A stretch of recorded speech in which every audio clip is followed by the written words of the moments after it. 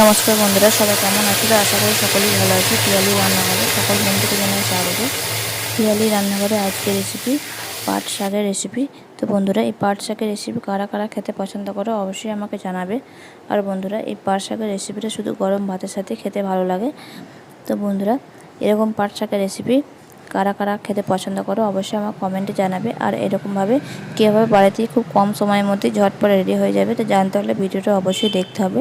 চলো তাহলে বন্ধুরা, শুরু করছি আজকের এই পাট শাকের রেসিপি। বন্ধুরা, প্রথমেই এখানে আমি কিছুটা পাট শাক এখানে নিয়ে নিয়েছি। এবার আমি পাট শাকগুলোকে ভালো করে এগুলোকে জলে ধুয়ে নেব।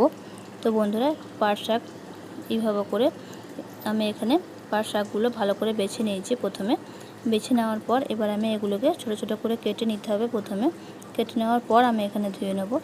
তো এই পাট শাকগুলোকে খুবই ছোট ছোট করে কেটে নিতে হবে। তো বন্ধুরা, কারা কারা এরকম পাট শাক রেসিপি খেতে পছন্দ করো অবশ্যই আমাকে কমেন্টে জানাবে। তো দেখো বন্ধুরা, এবার আমি এখানে পাট শাকটাকে ছোটো ছোটো করে কেটে নিয়েছি। তো দেখো বন্ধুরা, দেখতেই পাচ্ছ এখানে পাট শাকটাকে আমি কতটা ছোটো ছোটো করে কেটে নিয়েছি। ঠিক এইভাবে করেই পাট শাকগুলোকে কেটে নিতে হবে, খুবই ছোটো ছোটো করে। বেশি বড় কাটলে এটা ভালো হবে না। এইভাবে করেই খুবই ছোটো ছোটো করে এটাকে কেটে নিতে হবে। যতটা পারবে ততটা ছোটো করে এগুলোকে কেটে নেবে। তো বন্ধুরা, এবার আমি এটাকে ভালো করে জলে আমি ধুয়ে নেব।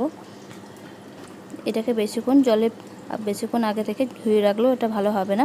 এটাকে রান্না করার ঠিক 1 থেকে 2 মিনিট আগে এটাকে জলে ধুয়ে নিতে হবে। ধুয়ে নিয়ে এটাকে রান্না করে নিতে হবে। তো দেখো বন্ধুরা, এখানে আমি কড়াই বসিয়ে দিয়েছি। কড়াইয়ের মধ্যে এবার আমি এর মধ্যে জল দিয়ে দিচ্ছি। তো বন্ধুরা, তোমরা যতটা এখানে বানাতে চাও সেই অনুযায়ী জলটা তোমরা এখানে দিয়ে দেবে। তো দেখো বন্ধুরা, এবার আমি এখানে জলটাকে এখানে গরম করার জন্য বসিয়ে দিচ্ছি। ততক্ষণ আমি এখানে পাট শাকটাকে এখানে ভালো করে জলে ধুয়ে আনছি। তো দেখো বন্ধুরা, ভালো করে ধুয়ে এনে আমি এখানে এবার জলটা এর মধ্যে রেখে দিয়েছি। এবার আমি এটাকে জলটা হালকা গরম হয়ে গেলেই দিয়ে দেবো। তো বন্ধুরা, জলটাকে গরম হয়ে যাওয়ার পর তারপর দিতে হবে। গরম না হলে এটাকে দেওয়া যাবে না। তো দেখতেই পাচ্ছ বন্ধুরা, এখানে জলটা ফুটতে শুরু করে দিয়েছে। এবার আমি এর মধ্যে পরিমাণ মতো নুনটা এখানে দিয়ে দিয়েছি। এখানে আমি 1 চামচ মতো নুন এখানে দিয়ে দিয়েছি।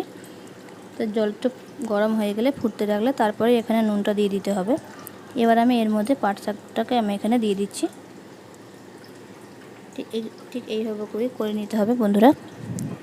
এবার আমি এর মধ্যে পাট শাকটাকে এটাকে এখানে জল ফেলে দিয়ে ভালো করে আমি এর মধ্যে দিয়ে দিচ্ছি। তো দেখো বন্ধুরা, এটাকে এখানে আমার সবগুলোই এখানে দেওয়া হয়ে গেছে। তো ততক্ষণ ফুটতে থাক। আমি এখানে 7 থেকে 8 কোয়া মতো রসুন এখানে নিয়ে নিয়েছি। রসুনগুলোকে এবার আমি এখানে থেতো করে নিচ্ছি। এখানে আমি সব রসুন কোটাকে এখানে আমি থেতো করে নিচ্ছি। বন্ধুরা, এবার আমি এখানে পাট শাকটা এখানে ফুটতে শুরু করেছে। তো বন্ধুরা, এবার আমি এর মধ্যে দিয়ে দিয়েছি সামান্য পরিমাণ এখানে খাবার সোডা এখানে দিয়ে দিয়েছি। তো বন্ধুরা, এখানে একটু সোডাটা বেশি পড়ে গেছে, সেই জন্য আমি এখানে তুলে নিচ্ছি। তো বন্ধুরা, খুবই সামান্য পরিমাণ সোডাটা এখানে দিতে হবে। তো সোডাটা দিতে হবে, না তা নাহলে এই শাকটার মধ্যে যে লাল ভাবটা থাকে সেটা ভালো লাগবে না খেতে। তো সামান্য পরিমাণ সোডা এখানে খাবার সোডা দিয়ে দেবে। তো বন্ধুরা, এটাকে ভালো করে এটাকে ফুটিয়ে নিতে হবে। 2 থেকে 3 মিনিট মতো এটাকে ভালো করে ফুটিয়ে নিতে হবে। টাইম থাকলে এটাকে 5 মিনিট মতো ভালো করে এটাকে ফুটিয়ে নেবে। ঠিক এইভাবে করে আমি এখানে 5 মিনিট মতো ফুটিয়ে নিচ্ছি এটা শাকটাকে। এটা রান্না করা খুবই সহজ এবং খুব কম সময়ের মধ্যেই এটা ঝটপট হয়ে যায়। এটা গরম ভাত দিয়ে খেতে ভীষণই ভালো লাগে। দেখো বন্ধুরা, 5 মিনিট মতো হয়ে গেছে। তো এবার আমি এটাকে একটা অন্য জায়গার মধ্যে ঢেলে নেব। এটা ভালো করে 5 মিনিট মতো আমি এটাকে ফুটিয়ে নিয়েছি। এবার আমি এখানে একটা বাটির মধ্যে এটাকে আমি ঢেলে নিচ্ছি। তো দেখো বন্ধুরা, শাকটাকে এখানে আমি 5 মিনিট মতো ভালো করে ফুটিয়ে নিয়েছি। শাকটাকে এখানে এবার ফুটিয়ে নেওয়ার পর এবার আমি শাকটাকে ঢেলে নিচ্ছি। তো বন্ধুরা, ঢেলে নিয়ে এখানে আবারও কড়াইটাকে এখানে আমি বসিয়ে দেবো। শাকটাকে এখানে 5 মিনিট মতো ভালো করে ফুটিয়ে নেওয়ার পর এবার আমি এখানে কড়াইটা ভালো করে ধুয়ে নিয়েছি। ধুয়ে নিয়ে এবার আমি এখানে সর্ষের তেল দিয়ে দিচ্ছি। তো বন্ধুরা, এখানে সর্ষের তেল বেশি দিলে ভালো লাগবে না। 1 চামচের মতো তেল দিলেই এখানে হবে। বেশি তেল দিলে এটা খেতে ভালো লাগে না। চলো তাহলে বন্ধুরা, তো দেখো বন্ধুরা, এবারে আমার এখানে তেলটা গরম হয়ে গেছে। এবার আমি এর মধ্যে দিয়ে দিচ্ছি একটা শুকনো লঙ্কা। আর আমি এখানে 7 থেকে 8 কোয়া মতো রসুনটাকে এখানে থেতো করে নিয়েছিলাম। সেই রসুনটাকে এবার আমি এখানে তেলের মধ্যে দিয়ে দিয়েছি। এবার আমি এখানে রসুনটাকে ভালো করে লাল করে ভেজে নেব। তো রসুনগুলোকে এখানে পুড়িয়ে ফেললে হবে না, 1 থেকে 2 মিনিট মতো হালকা লাল করে ভেজে নিতে হবে। যখন লাল লাল হালকা কালার চলে আসবে তখন সেই সময়তেই যে শাকটাকে আমি এখানে আগে ঢেলে রেখেছিলাম সেই শাকটাকে এবার আমি এর মধ্যে দিয়ে দেবো। তো রসুনটাকে পুড়িয়ে ফেললে এর স্বাদটা চলে যাবে।